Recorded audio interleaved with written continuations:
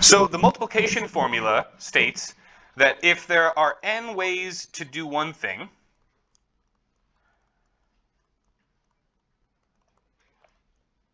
and there are m ways to do another thing, then it logically follows that there are m times n ways of doing both. So it's telling us the total number of arrangements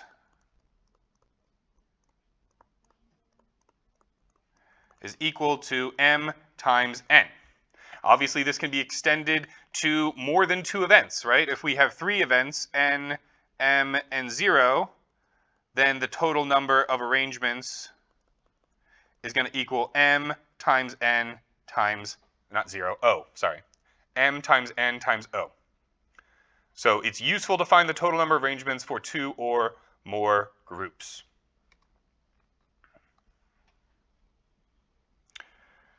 So that's our multiplication formula. We have been doing this since middle school, right? So nothing new. It's really just defining it and having it in part of our notes, right? But should not be any kind of revelation to anybody here, right? All right. This one, again, we have been doing this for a long time, but we don't really use it that often. So it's probably not fresh in our mind, right? The permutation the permutation formula.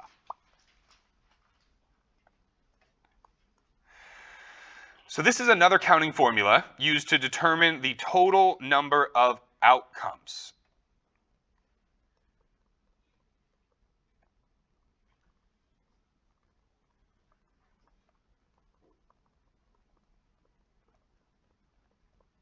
And so a permutation is any arrangement of R objects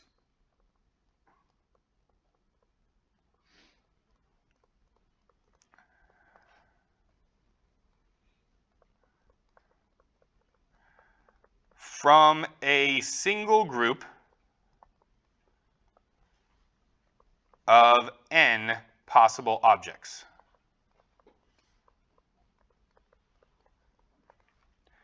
So this is our definition of permutation. And our permutation formula tells us that out of the total n, the total number of outcomes when I'm selecting R out of that total n is equal to my n factorial divided by n minus R factorial. What is a factorial again? A factorial is when we take whatever that number is and we multiply it by all of the descending integer values. So let's do an example. These things are always better with an example. So we're told that there are 3 electronic parts to be assembled.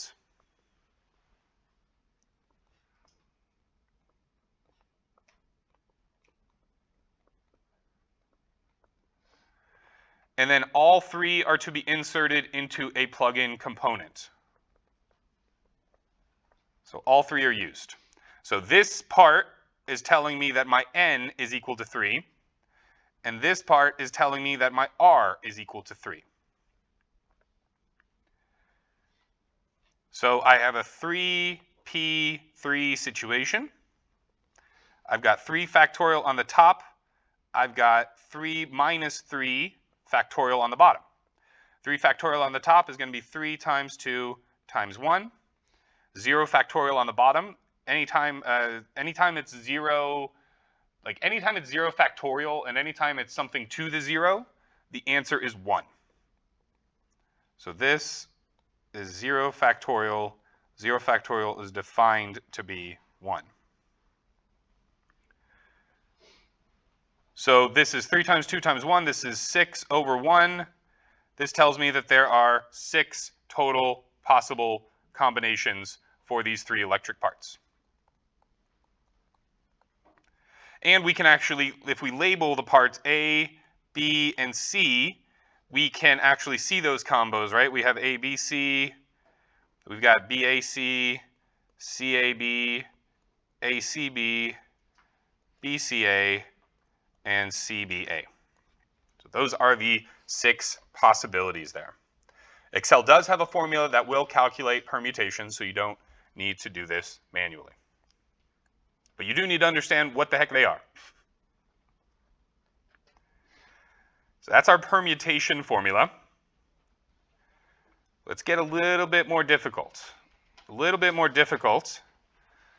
We get into our last formula of chapter 5, the combination formula.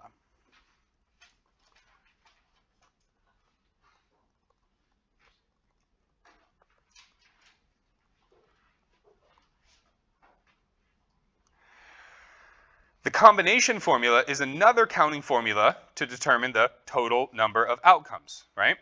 So this one, again, determine total number of outcomes. But the reason why we're using a combination instead of a permutation is because a combination,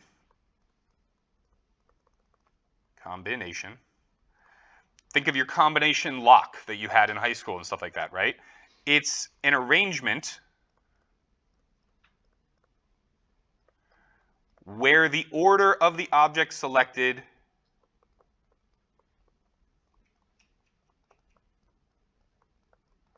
actually, that you shouldn't think about this like a combination from your locker, because when a combination from your locker, you actually were, it was important which number was first, right? Like 32, 17, 3.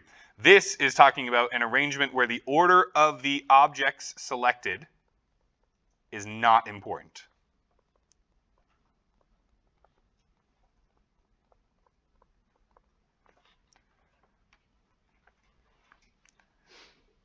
So in this particular one, right, the order was important.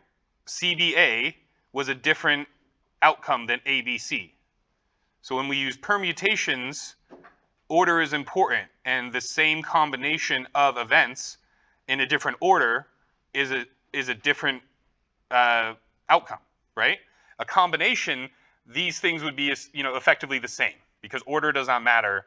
And I mean, all of these would, right? All of these have the 3 A, B, and C. And so all of them would be seen as the same kind of outcome if we look at it through a combination lens. So our combination formula, we have a situation where we have n is equal to the total number of objects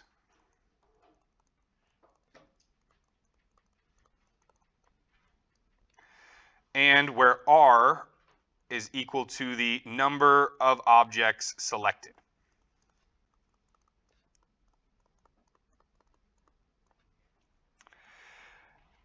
And so we're going to use an example real quick. We're told that the Grand 16 movie theater uses teams of 3 to work concessions. If there are 7 employees available to work,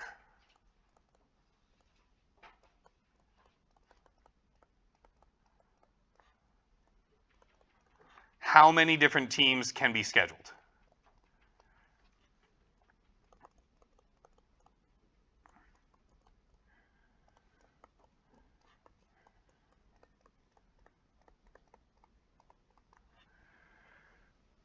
So our n is the 16. Actually, that's absolutely incorrect. Our n is the 7. The 16 is irrelevant. Our n is the 7. That's the total number of people that can work. The number of theaters is irrelevant. And then our r is the amount of people selected. The number of objects selected, right? We're going to select 3 people out of the 7. It would have helped if I had given a formula before this. So the combination formula is NCR equal to N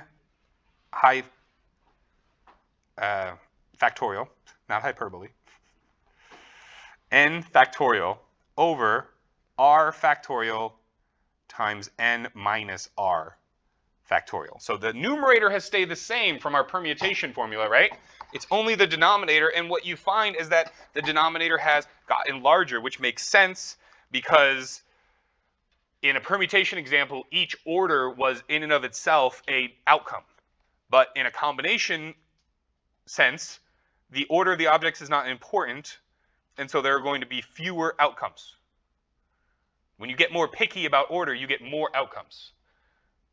So this makes sense that the denominator is going to be larger.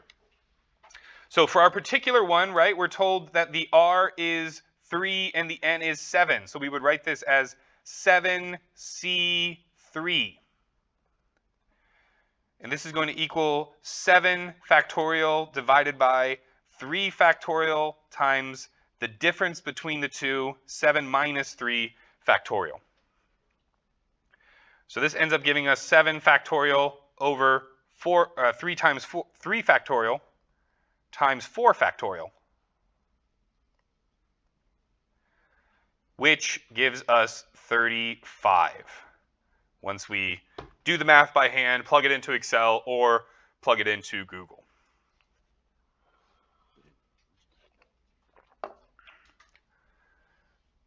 So questions about the combination formula. So just for the sake of argument, right, I said that this was going to be fewer than the situation where order mattered, right? So let's just run this through our permutation example just so that we know, right? So if we said the order was important for some reason, then here instead of having 7C3, we would have 7P3, which would give us 7 factorial divided by 7 minus 4 factorial. So we would end up with 7 factorial on the top over 3 factorial on the bottom, which